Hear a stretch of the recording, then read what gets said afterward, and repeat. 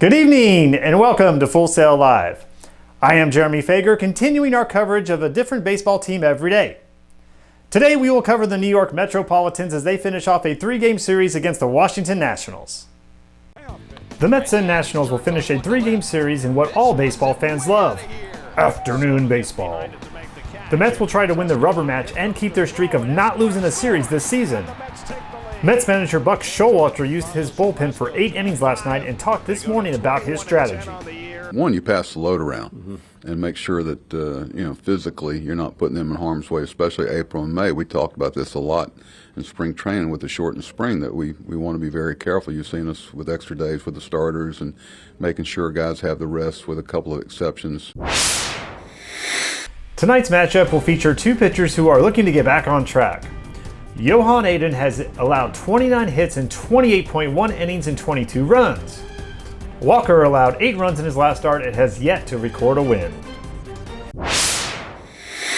Let's head on out to Washington, D.C. for last night's game. Top of the first, Pete Alonso, man on second, and he just crushes this home run to left field.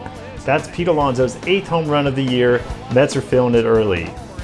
Bottom of the first, Juan Soto, man on first, and let's talk about having a good answer for a home run in the first inning by the other team. Home run deep to right center.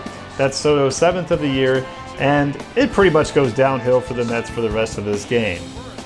Bottom of the second, 2 on, Nelson Cruz, 436-foot dagger to add 3 more runs. That'll make it 8-3 Nats. Tyler McGill will end up being pulled early. No more runs for the Mets, no more runs for the Nats. 8-3 is your final. McGill wants to forget it.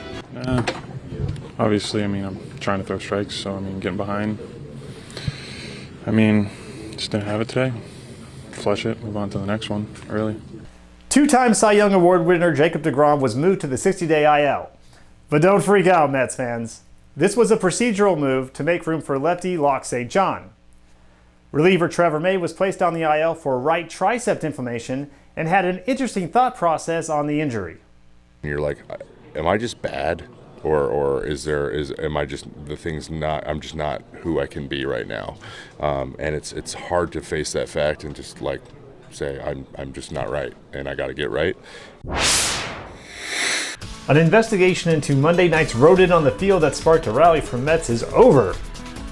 On-field reporter second baseman Jeff McNeil was an eyewitness and confirmed exactly what was roaming Nationals Park. That was a rat. That wasn't. You sure? Sure.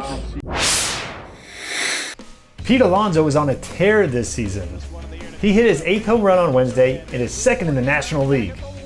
He has hit 114 home runs in 401 games and would have more than that if it was not for the global pandemic in 2020. According to the Elias Sports Bureau, Alonso averages 1 home run every 4 games. In addition, his batting average is at .276, which is 20 points higher than his career. So beware, the bear is quickly becoming a reality for opposing pitchers. Let's see if the polar bear hits another one tonight. We'll see you after the game with all the action from tonight's game in Washington.